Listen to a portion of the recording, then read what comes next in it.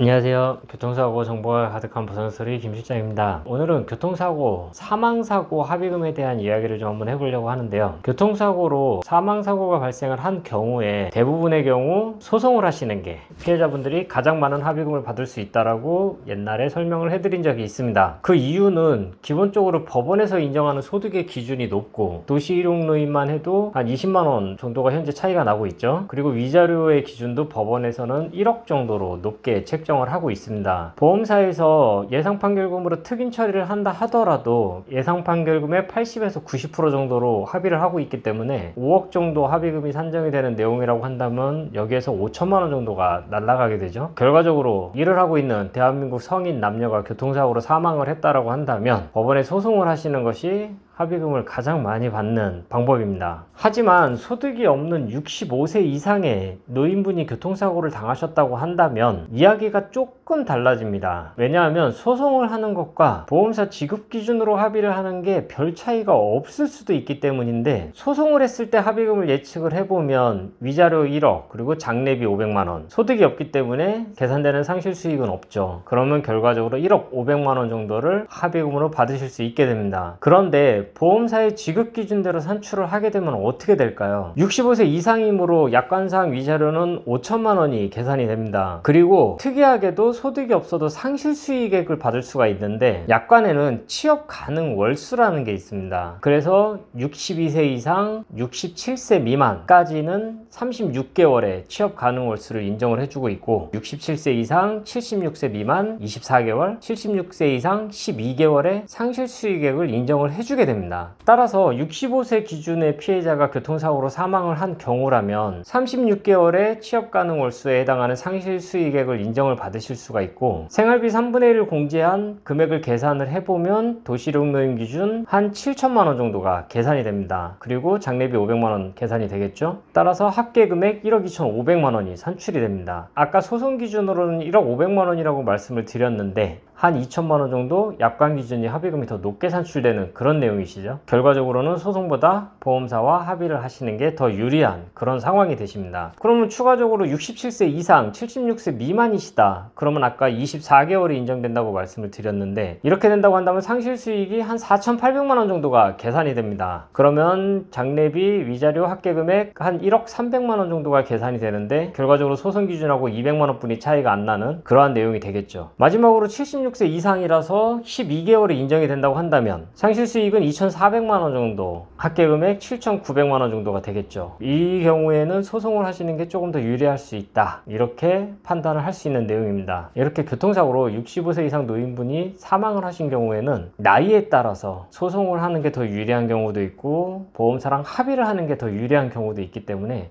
이 사건은 이렇게 해야 되는구나, 그렇게 사건을 진행을 하시는 게 더 좋지 않을까, 그렇게 생각을 합니다. 오늘은 노인분이 교통사고로 사망을 한 경우 합의금에 대해서 소송을 하는 게 유리한지 아니면 보험사랑 합의를 하는 게 유리한지 이 내용에 대해서 좀 알아봤는데, 오늘 영상도 도움이 되셨다면 구독, 좋아요, 알람 설정 부탁드리겠습니다. 오늘 영상 여기서 마치도록 하겠습니다. 감사합니다.